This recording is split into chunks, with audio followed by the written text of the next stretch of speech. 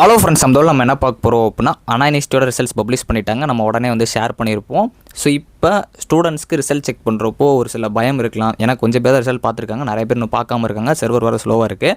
So உங்களுக்கு இருக்க பயம் இருந்துச்சு அப்படின்னா அந்த வீடியோ ஃபுல்லாக பாருங்கள். அது போக நிறைய ஸ்டூடெண்ட்ஸ்க்கு இருக்க டவுட்டையும் நான் கிளியர் பண்ணி விட்டுறேன். ஏன்னா சேம் கோட் வந்துருக்கு, அந்த மாதிரி நிறைய யாரும் சொல்லியிருந்தாங்க. அதை பற்றி பார்க்கலாம். ஃபஸ்ட் இயர் ஸ்டூடெண்ட்ஸ்க்கு ரிசல்ட் எப்போ அப்படிங்கிற மாதிரியும் ஒரு சில கன்ஃபியூஷன் இருக்குது. என்னால் முடிஞ்சளவு கிளியர் பண்ணுறேன்.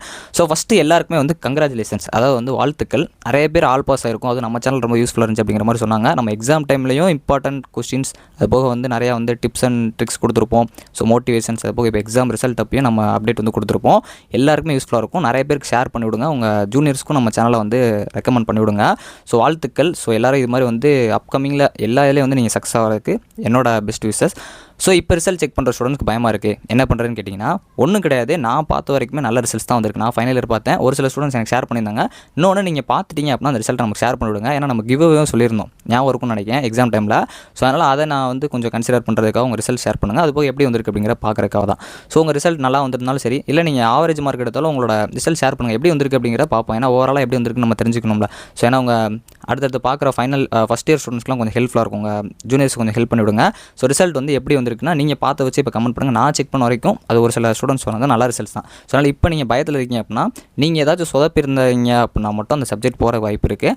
மித்தபடி எல்லா சப்ஜெக்ட்டுமே ஆல் பாஸ் வர்றதுக்கு அதிக வாய்ப்பு இருக்குது. ஸோ அதனால் நீங்கள் பாசிட்டிவாக செக் பண்ணுங்கள், உங்களுக்கு நல்ல ரிசல்ட்ஸ் வர்றதுக்கு வாய்ப்பு இருக்குது. ஸோ இன்னொன்று ஸ்டூடெண்ட்ஸ் சொன்னது ஒரு ஃபைனல் இயர் ஸ்டூடெண்ட் அவங்களுக்கு சேம் சப்ஜெக்ட் கூட ஷோ ஆகுது அப்படிங்கிற மாதிரி சொன்னாங்க. ஏதாவது பக்காக இருக்கலாம், இல்லை கொஞ்சம் வெயிட் பண்ணி பாருங்கள். ஏன்னா போன டைம் இது மாதிரி ஒரு கோடு சிஎஸ்சியோ ஐடிக்கோ ஒரே கோடு அவைலபிள் ஆச்சு. ஸோ அதனால் அது கொஞ்சம் வெயிட் பண்ணி பார்க்கலாம். ஸோ அடுத்து யூஜி அண்டு பிஜி ஸ்டூடெண்ட்ஸ்க்கான ஃபஸ்ட் இயர் ரிசல்ட் பப்ளிஷ் ஆகலை. இது எப்போ வரும்னு கேட்டிங்கன்னா, நான் ஒரு சில ப்ரிடிக்ஷன் டேட் அப்கமிங்கில் அப்டேட் பண்ணுறேன். ஏன்னா இப்போதைக்கு நான் இன்னும் ரெஃபர் பண்ணி பார்க்கல. ஆனால் நம்ம ஃபைனல் இயருக்கு, அதாவது நம்ம ஆல்ரெடி அந்த ரெகுலேஷன் 2021க்கும் ரெகுலேஷன் 2025க்கும் நான் ஒரு டேட் கொடுத்துருப்பேன். அந்த டேட்டை காட்டுறேன்.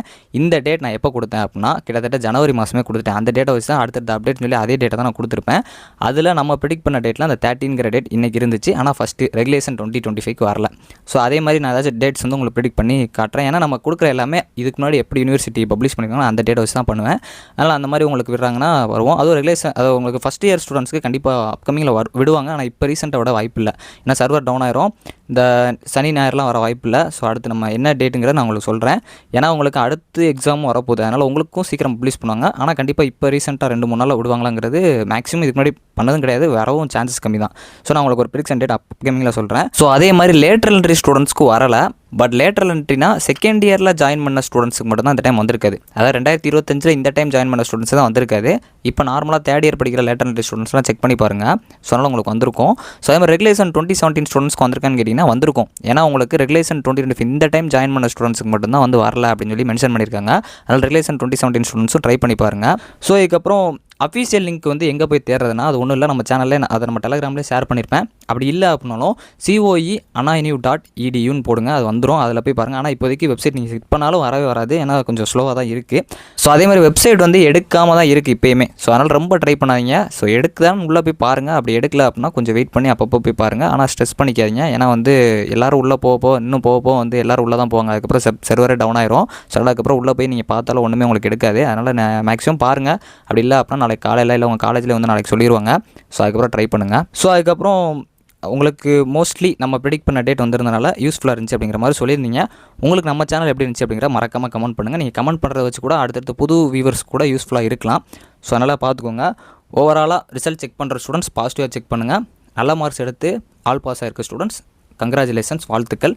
ஸோ என்னால் முடிஞ்சளவு உங்களுக்கு கிவ்அவே அப்படிங்கிறத நான் சொல்லியிருக்கேன். அதை பற்றி நம்ம பார்ப்போம். தேங்க்ஸ் ஃபார் வாட்சிங்.